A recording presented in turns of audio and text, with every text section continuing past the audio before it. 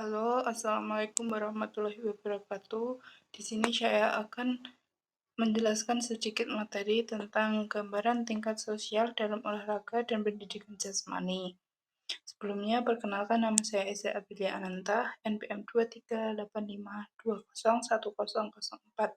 Saya berasal dari STKIP PGRI Trenggalek.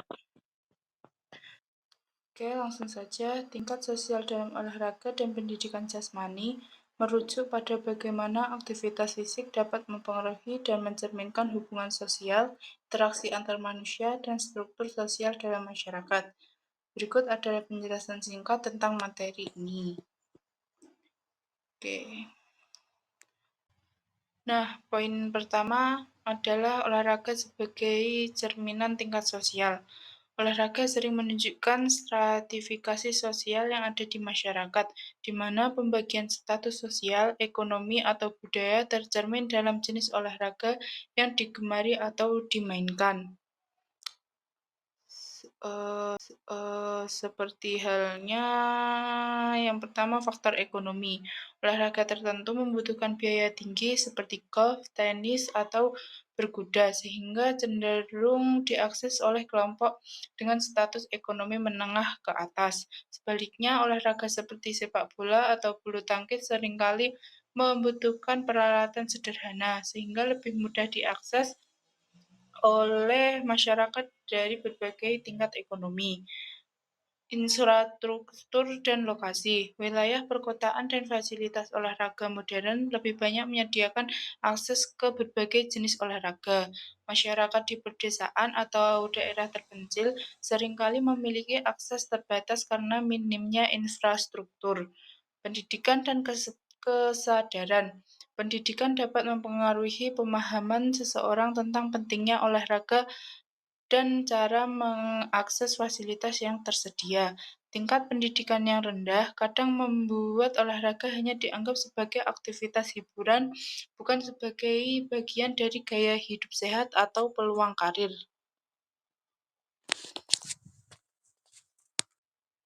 Poin selanjutnya adalah pengaruh olahraga terhadap interaksi sosial. Yang pertama adalah membangun solidaritas. Olahraga seringkali menjadi platform untuk menciptakan rasa kebersamaan. Dalam tim atau komunitas olahraga, individu bekerja sama untuk mencapai tujuan bersama yang memperkuat ikatan sosial. Yang kedua, mengatasi perbedaan sosial. Olahraga mampu menghapus batasan sosial seperti perbedaan ras, agama, atau status ekonomi. Ketika bermain atau menonton olahraga, fokus utamanya adalah pada keterampilan dan semangat tim, bukan latar belakang individu. Yang ketiga, mengembangkan kemampuan komunikasi. Dalam olahraga tim, komunikasi efektif sangat penting. Pemain belajar untuk mendengarkan, memberi instruksi, dan memahami perspektif orang lain, yang pada akhirnya meningkatkan keterampilan komunikasi interpersonal.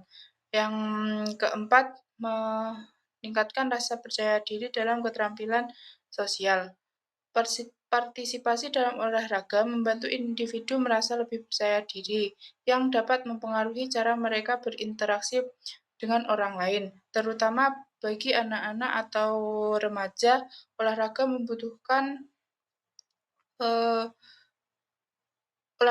dapat membantu mereka belajar, bersosialisasi, dan memperluas jaringan pertemanan.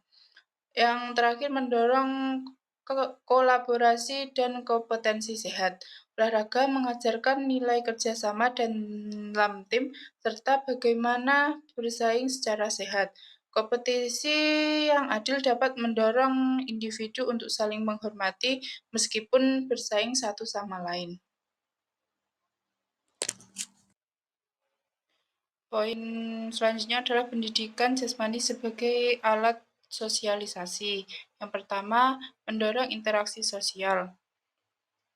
Aktivitas dalam pendidikan jasmani seringkali dilakukan secara kelompok atau tim, seperti permainan olahraga atau latihan bersama.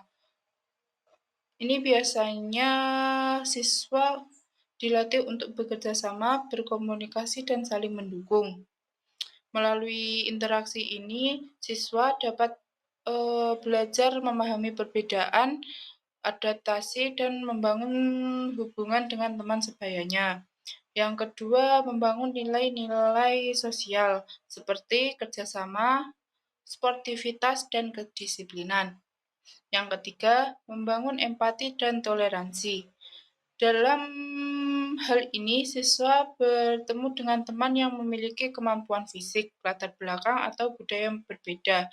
Hal ini mengajarkan mereka untuk menghargai perbedaan dan menunjukkan empati terhadap orang lain.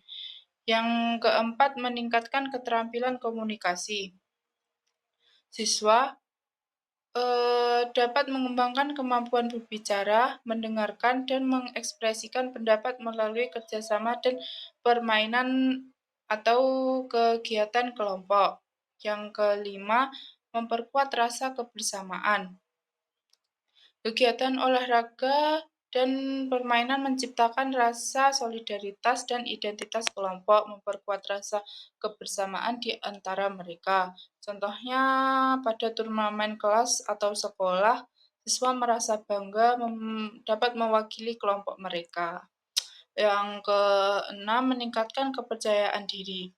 Melalui pencapaian aktivitas fisik seperti menguasai salah satu keterampilan olahraga yang dibidangi, siswa merasa lebih percaya diri atau rasa percaya diri ini membantu mereka untuk bersosialisasi dengan lebih baik. Yang terakhir adalah mencegah konflik sosial. Aktivitas ini seringkali digunakan untuk mengalihkan energi-energi negatif ke arah yang lebih konstruktif, seperti olahraga kompetitif. Hal ini dapat mencegah konflik dan mempromosikan hubungan yang lebih harmonis. Poin selanjutnya adalah perbedaan tingkat sosial. Yang pertama, akses terhadap fasilitas dan peralatan. Sekolah dengan sumber daya tinggi biasanya memiliki fasilitas yang lengkap seperti lapangan modern dan peralatan yang berkualitas tinggi, sedangkan sekolah dengan sumber daya rendah cenderung memiliki fasilitas yang minim atau peralatan yang kurang memadai, sehingga aktivitas jasmani terbatas. Yang kedua, kemampuan finansial siswa. Siswa dari keluarga mampu lebih mengikuti kegiatan tambahan seperti klub olahraga dan bisa membeli seragam atau peralatan olahraga dan mengikuti pelatihan privat. Sedangkan siswa dari keluarga kurang mampu mungkin kesulitan untuk memenuhi kebutuhan tersebut, sehingga partisipasi dalam kegiatan olahraga menjadi terbatas. Yang ketiga, kesenjangan gender dan norma sosial. Dalam masyarakat tertentu, anak perempuan dari keluarga tingkat sosial tertentu mungkin memiliki lebih sedikit kesempatan untuk berpartisipasi dalam pendidikan jasmani karena norma budaya atau kurangnya dukungan keluarga. Sedangkan anak laki-laki sering diberikan lebih banyak kebebasan untuk aktif dalam kegiatan olahraga, menciptakan ketimpangan partisipasi. Untuk solusi dari masalah tersebut, yang pertama meningkatkan aksesibilitas, seperti pemerintah dan organisasi non-pemerintah dapat membangun fasilitas olahraga di daerah-daerah terpencil. Yang kedua, mempromosikan kesetaraan gender. Contohnya seperti menyediakan kesempatan yang sama bagi laki-laki dan perempuan dalam kompetensi olahraga. Yang ketiga, meningkatkan edukasi. Contohnya mengintegrasikan pendidikan jasmani dalam kurikulum sekolah dengan menekankan manfaat bagi kesehatan dan perkembangan sosial. Yang terakhir, menciptakan lingkungan positif. Contohnya seperti mendorong partisipasi berdasarkan kegembiraan dan Pembelajaran bukan hanya kompetensi, pelatihan bagi pelatih untuk mendukung pengembangan karakter positif melalui olahraga. Selanjutnya, terakhir untuk kesimpulan, olahraga dan pendidikan jasmani bukan hanya aktivitas fisik, tetapi juga mencerminkan hubungan sosial dan struktur masyarakat. Dengan mengelola olahraga secara inklusif dan memberikan akses yang setara, olahraga dapat menjadi alat yang efektif untuk memperkuat solidaritas sosial, mengurangi ketimpangan, dan membangun generasi yang lebih sehat dan berkarakter. Baik, terima kasih atas perhatiannya.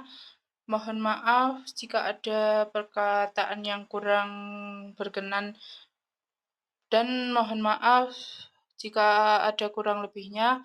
Terima kasih. Wassalamualaikum warahmatullahi wabarakatuh.